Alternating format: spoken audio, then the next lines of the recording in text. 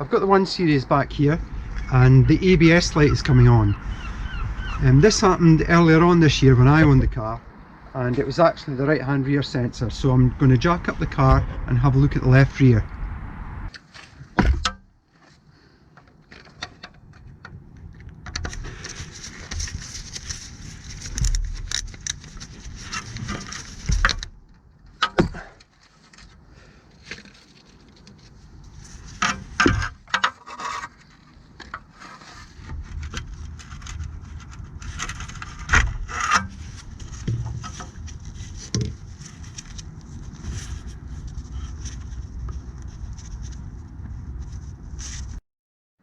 You can see there that there's quite a bit of wear on the ABS sensor, so it's been rubbing on the ring.